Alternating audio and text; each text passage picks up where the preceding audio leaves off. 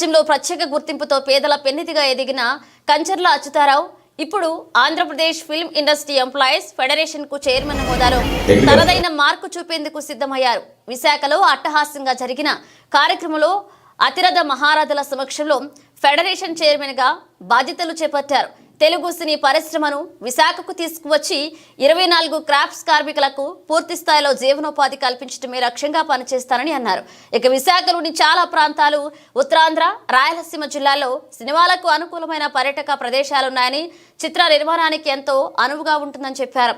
సినీ పరిశ్రమను అభివృద్ధి చేయడం కోసం ఒక ప్రత్యేక స్థలాన్ని కేటాయించి ఇక్కడ స్టూడియోలు, సినీ విభాగానికి చెందిన కార్యాలయాలను ఏర్పాటు చేయాలన్నారు. ప్రతి కార్మికుడు, కళాకారుడికి ప్రభుత్వం పెన్షన్ మంజూరు చేయాలన్నారు.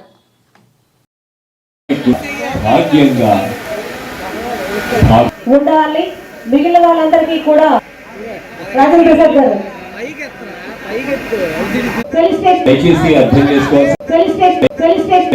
నేను Andhra Pradesh film industry employees federation chairman గా దైవ సాక్షిగా ప్రమాణం చేస్తున్నాను.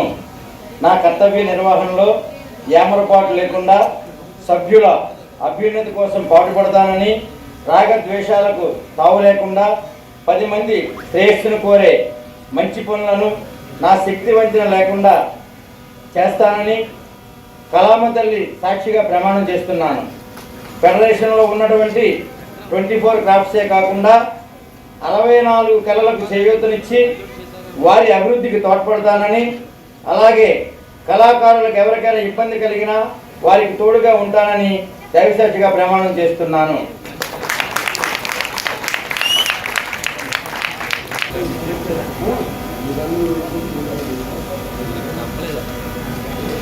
ఇంకా అందులో వేరే సందేహం లేదు.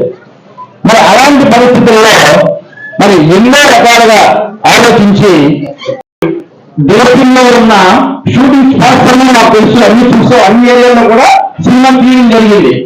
అయితే విశాఖపట్నం, అదే ఉత్తరాంధ్ర, కోస్తా, ఏదో రాయలసీమ ఈ ఏరియాలో ఉన్న షూటింగ్ స్పాట్స్ ఏవైతే ఉన్నాయో ఇంతకంటే గొప్ప షూటింగ్ స్పాట్స్ ఇండియాలో మేము ఏమైంది అనుకోవాలి అంటే అద్భుతం. ఎందుకంటే ఊటీలో కూడా సినిమా తీయడం జరిగింది, కాంగ్రెస్ తీయడం జరిగింది.